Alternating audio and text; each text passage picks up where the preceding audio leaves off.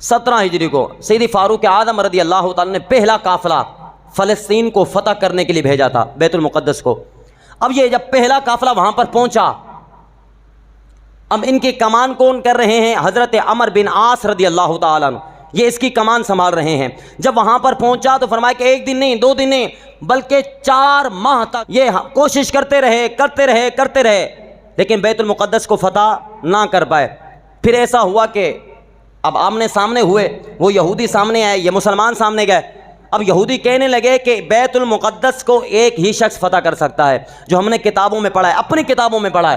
کہا کون ہے؟ انہوں نے کہا کہ وہ ایک ہی ہستی ہے۔ کہا بتاؤ کیا نام ہے؟ کہا کہ جن کا نام عمر اور باپ کا نام خطاب ہے۔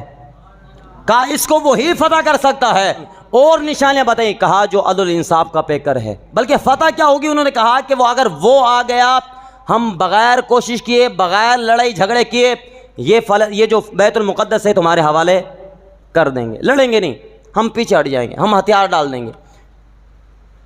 تو وہ سیانے کہتے ہیں کہ جب سیدھی انگلی سے گھی نکلے تو ٹیڑھی کیوں کریں؟ جب سیدھی سے نکل رہا ہے تو ٹیڑھی کیوں کریں؟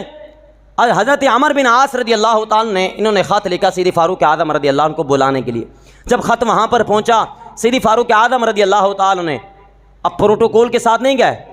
آج ہمارا حکمران کہیں سے گزر رہا ہو، تقریباً 1 گھنٹہ تو پہلے وہ روڈ بلاک کر دی جاتے ہیں، وہ بلاک کر دی جاتے ہیں، وہ 1 گھنٹے کے بعد پتہ نہیں کتنے ایکسیڈنٹ ہوتے ہیں، پتہ نہیں کتنے مرتے ہیں جلد بازی میں۔ اب سیدی فاروق اعظم رضی اللہ عنہ بیت المقدس کو 17 ہجری کے اندر فتح کرنے کے لیے جا رہے ہیں۔ جب وہاں پر جا رہے ہیں تو کیا لیا؟ ایک غلام ساتھ میں لیا، ایک اونٹنی لی۔ ایک غلام ہے اور ایک اونٹنی ہے۔ اب غلام کو پتہ کیا کہتے ہیں؟ آپ نے فرمایا کہ زیادہ چیزیں نہیں لیتے، ایک اونٹنی کافی ہم 2 بندوں کے لیے، اور ایسا کریں گے کہ آدھے راستہ تو سواری کرے گا اور آدھا راستہ میں سواری کروں گا۔ آدھا راستہ تو سواری کرے گا اور آدھا راستہ میں سواری کروں گا۔ اب سیدی فاروق اعظم رضی اللہ تعالیٰ فرمایا کہ سفر کر رہے ہیں، کبھی غلام اس پر سوار ہوتا ہے تو کبھی آقا سوار ہوتا ہے، کبھی غلام سوار ہوتا ہے تو کبھی آقا سوار ہوتا ہے۔ یہ معاملہ چلتا گیا۔ فرمایا کہ جب قریب ہوئے وہاں پر سارے لوگ دیکھ رہے ہیں کون آ رہا ہے؟ سیدی فاروق اعظم رضی اللہ تعالیٰ آ رہے ہیں، یہودی سب دیکھ رہے ہیں۔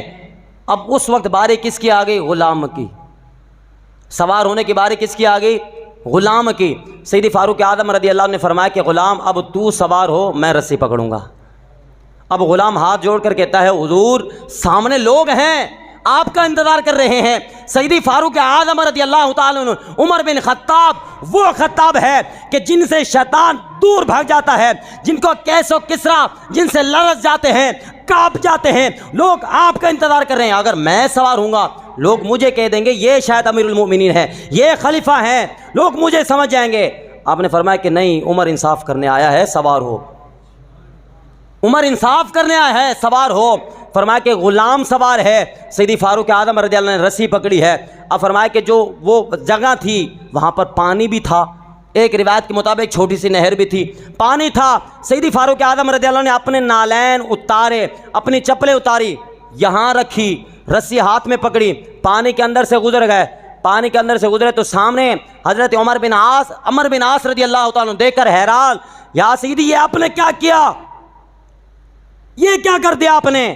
ایسا کرنا تھا، اس کو سوار نہ کرتے، کیونکہ ایسا موقع تھا، آپ خود سوار ہو جاتے۔ آپ نے فرمایا کہ تمہیں پتہ نہیں عمر عدل کرنے آیا ہے، عمر انصاف کرنے آیا۔ یہ کیسے سمجھیں گے؟ فرمایا کہ یہ سمجھ جائیں گے، یہ سمجھ جائیں گے۔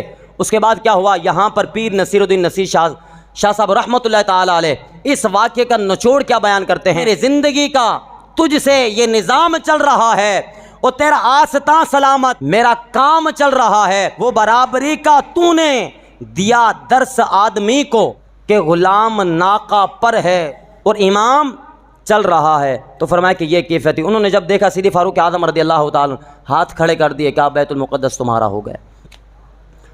تو اللہ کریم سے دعا یہی کرتے ہیں ممبر رسول پر بیٹھ کر، سیدی فاروق اعظم رضی اللہ عنہ کے مقدس قدموں کا صدقہ